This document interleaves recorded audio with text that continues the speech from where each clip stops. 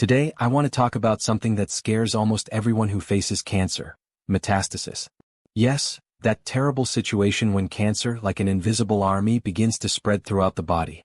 You've probably heard the expression, "His cancer has spread throughout his body." The primary tumor, even if it is large, can often be controlled and doctors can deal with it. But when cancer cells begin to migrate, everything becomes much more complicated.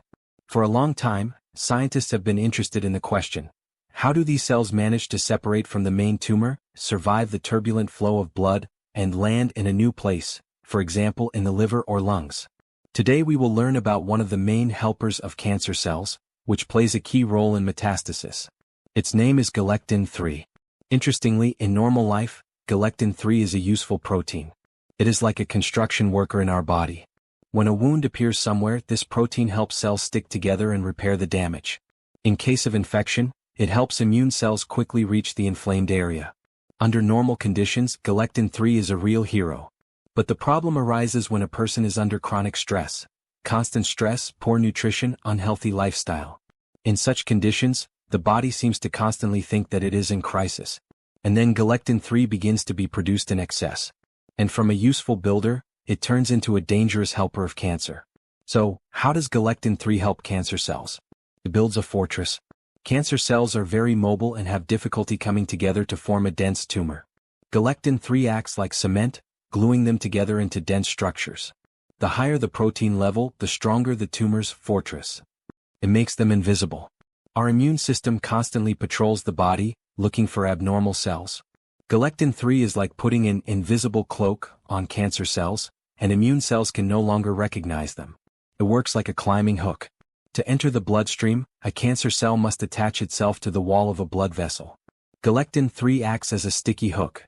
It helps the cell attach itself, survive the journey through the blood, and attach itself to a new organ such as the liver.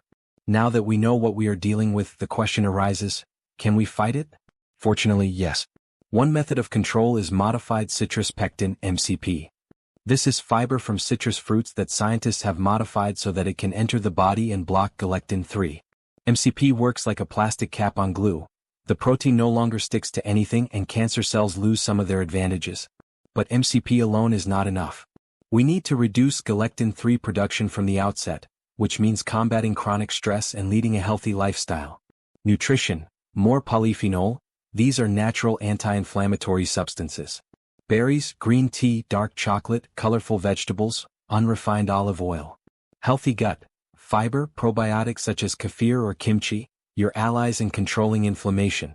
Stress: chronic stress keeps cortisol levels high, which stimulates inflammation.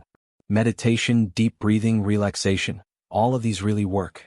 Physical activity: moderate exercise, especially that which activates the lymphatic system, helps remove waste products and reduces inflammation. Galectin-3 is not a death sentence. It is simply a marker of danger and a target that can be controlled. With the right lifestyle, diet, and supplements, you can really reduce its impact and take a huge step toward health. Thank you for watching to the end. Support the video with a like, comment, or repost. It helps bring important information to more people. Take care of yourself and stay healthy.